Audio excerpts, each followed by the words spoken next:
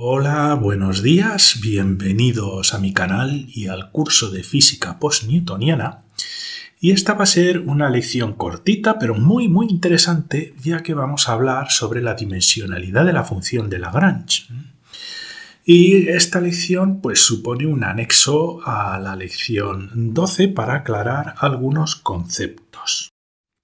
Porque básicamente uno de los miembros del canal, de los seguidores, me llamó la atención sobre un tema del que hablamos en la lección 12 y que creo que es suficientemente interesante como para dedicarle una lección cortita, un anexo a este tema en particular. Si no habéis visto la lección 12, yo os aconsejo verla primero antes de ver esta para poder entenderla. De todos modos, tenéis un enlace al curso completo y a todas las lecciones, tanto en la descripción a este vídeo, como un enlace que os voy a dejar al final de la lección. ¿Y en qué consistía la lección 12? No la voy a repetir aquí, pero sí que voy a poner el concepto principal del cual hablamos.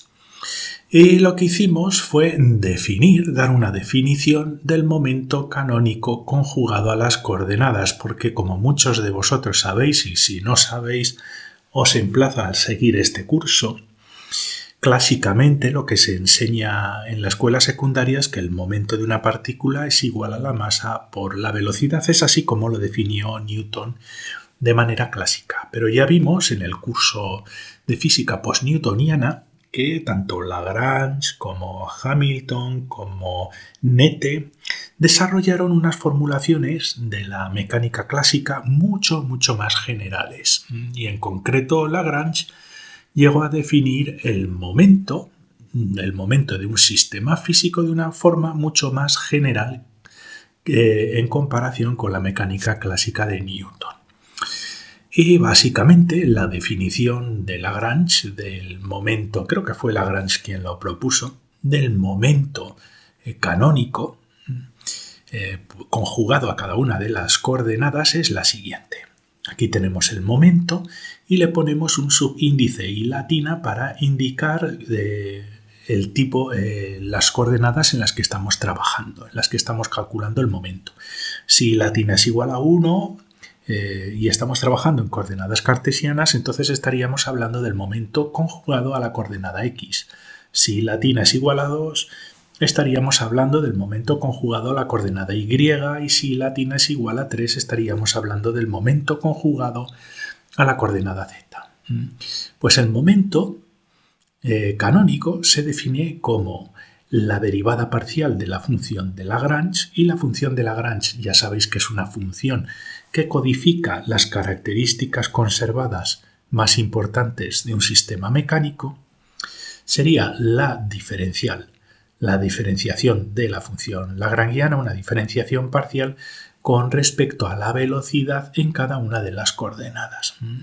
Si representamos las coordenadas como se suele hacer en física postnewtoniana, como una coordenada general q con el subíndice y latina, este puntito que hay aquí lo que nos indica es que esto es la derivada en el tiempo de la coordenada q sub i.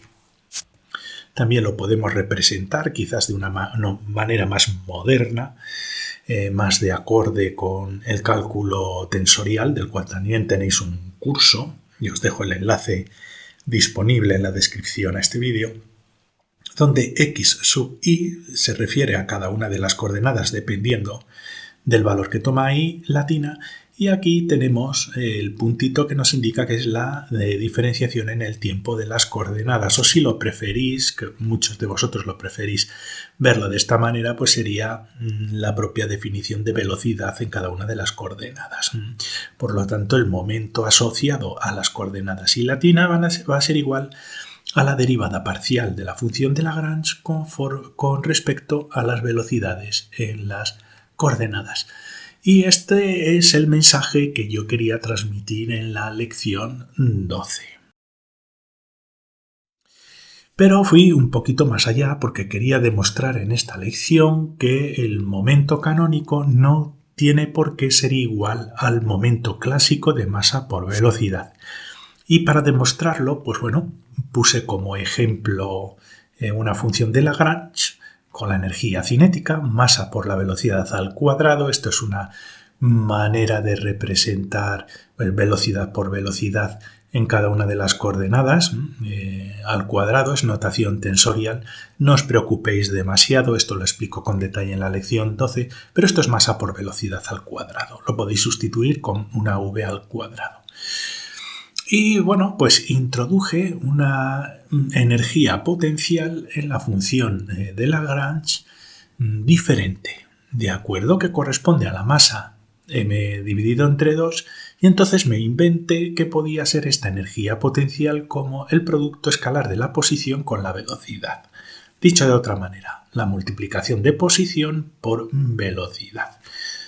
Y lo que hice pues fue calcular el momento canónico asociado utilizando esta lagrangiana que nos define un sistema mecánico diferente de los que normalmente estamos acostumbrados a trabajar. Es un sistema en el que la energía de la partícula va a depender de su velocidad y su posición. ¿De acuerdo? Y básicamente pues lo que tenemos que hacer es hacer la diferenciación de la función con respecto a la velocidad. Aquí pongo v con la i latina. Si queréis podéis quitar la i latina y dejar esto v cuadrado xv y hacer la diferenciación con respecto a la velocidad.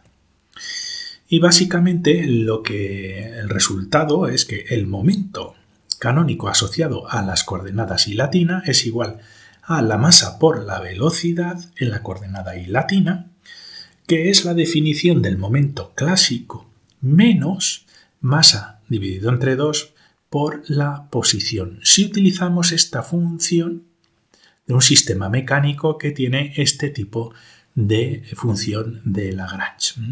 Si hacéis la diferenciación de la función con respecto a la velocidad, obtendréis este resultado. Y entonces yo lo hice simplemente para demostrar que no necesariamente el momento de un sistema mecánico, de un sistema físico, va a ser masa por velocidad, sino que puede contener términos adicionales. Y entonces me llamaron la atención. Uno de los miembros del canal, con toda razón, me llamó la atención. ¿Por qué? Porque con las prisas, y muchas veces porque cuando no es el punto que queremos demostrar, pues descuidamos otras cosas, pues yo propuse esta función de Lagrange, que está bien, quiero decir, aquí es un v cuadrado, esto también es un escalar, como ya vimos en las lecciones anteriores, que es importante que la función de Lagrange contenga escalares, ¿de acuerdo? Pero lo que nos dijo esta persona es que no entendía por qué las dimensiones de esta función de Lagrange no eran consistentes. Vamos a estudiar las dimensiones, la dimensionalidad. Bien, este primer término es energía cinética y tenemos dimensiones de masa, ¿de acuerdo? Esto es masa. Y las dimensiones de v cuadrado pues es longitud al cuadrado dividido tiempo al cuadrado. Y estos son, como ya dijimos en las lecciones del curso, unidades de energía. Y las unidades de energía son las más adecuadas para poder construir funciones de Lagrange. Y de hecho tenemos una lección específica sobre el tema. Pero cuando calculamos las dimensiones de este segundo término, esto tiene dimensiones de masa, esto tiene dimensiones de longitud y esto tiene dimensiones de longitud dividido tiempo. Pero si hacemos estas operaciones, la dimensionalidad es masa, longitud cuadrado dividido tiempo, no tiempo cuadrado, ¿vale? Entonces esto no tiene dimensiones de energía y esta función en concreto es inconsistente desde el punto de vista de las dimensiones. Y claro, esta persona dijo, ¿hay algo que me estoy perdiendo o hay algo que no nos has contado? Y sí, hay algo que debido a un descuido, tenéis que tener en cuenta que hago estas lecciones on the go, y que puedo cometer errores, pero hay algo que no os comenté. No es consistente desde el punto de vista dimensional. Y entonces, lo que no contesté, lo que no expliqué en esa lección es que cuando vamos a diseñar una función lagrangiana hay que poner también especial cuidado en las dimensionalidades. Y entonces nos surge el problema. ¿Qué vamos a hacer con la función de Lagrange que propuse en la lección 12? ¿La vamos a tener que eliminar completamente? ¿O podemos arreglar esa lección con este anexo? Pues vamos a intentar arreglarlo, ¿no? ¿Por qué? Porque esta lección nos va a servir para aprender cómo trabajar con las funciones de Lagrange. Y este tipo de problemas pues suelen ser típicos problemas cuando diseñamos funciones de Lagrange que nos definen sistemas físicos nuevos. Por poneros un ejemplo, nosotros ya en física moderna, sobre todo en física de partículas, las funciones de Lagrange pueden tener hasta 4 o 5 páginas, ¿de acuerdo? Con diferentes términos que se van diseñando para intentar explicar las propiedades de ese sistema físico que tenemos. Entonces hay que tener mucho cuidado en el diseño de las funciones de Lagrange porque podemos meter la pata. Entonces, ¿cómo lo arreglamos? Bueno, pues esta es la dimensionalidad de nuestra función de Lagrange, que como veis esto es dimensión de energía y esto no.